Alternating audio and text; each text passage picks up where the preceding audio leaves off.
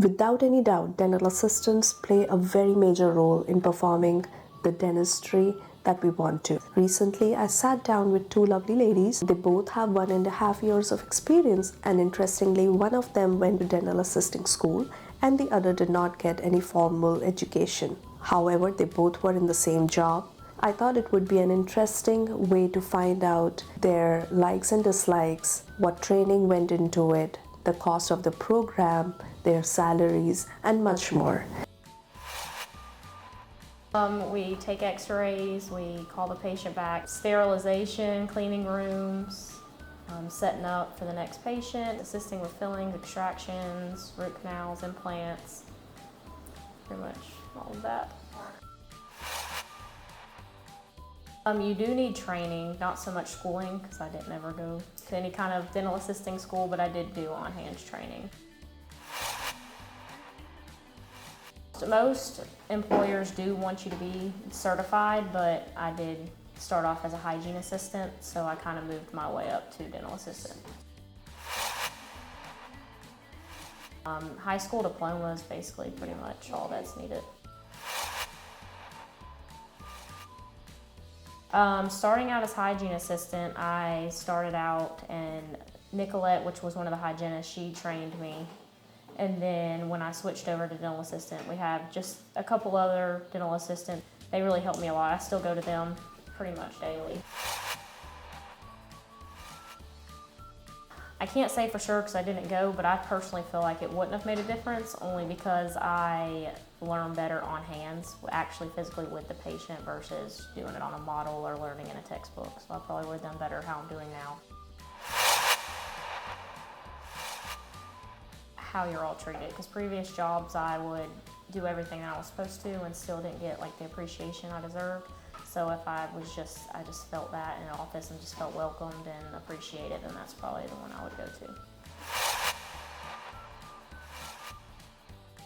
Yes, benefits do help a lot. So here we do get full benefits. I mean, we have to pay for them. We get health, dental, vision, and then we can opt in for like short-term disability, long-term disability.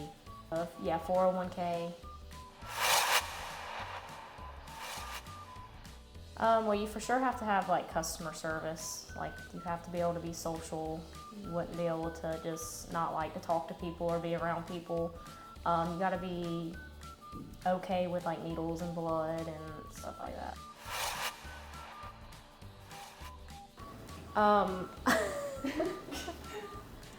Cleaning up the mess, that's probably the main one.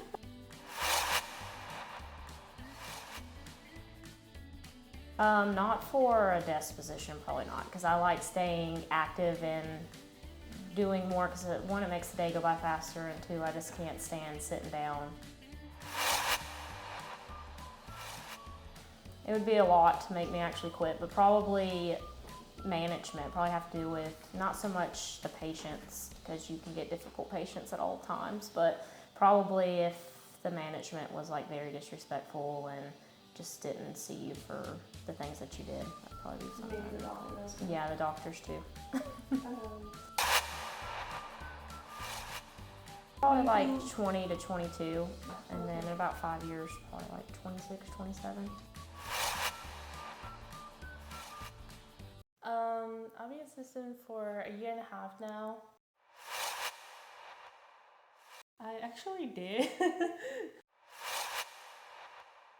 It was a year program. It was every day. 3 days we go to office and shadow. Overall, it was a lot of classes, but I think it was around 10K.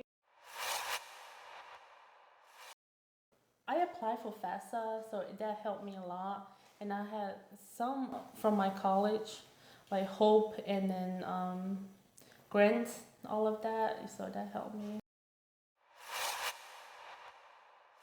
Well, it's just saying that you are functioned to do more things, like packing cord and then adjusting like the real tooth, and then like just making temporaries and then sealants.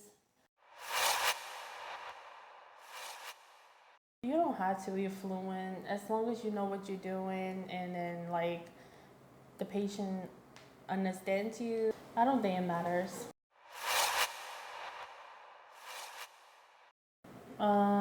Patience and then organize.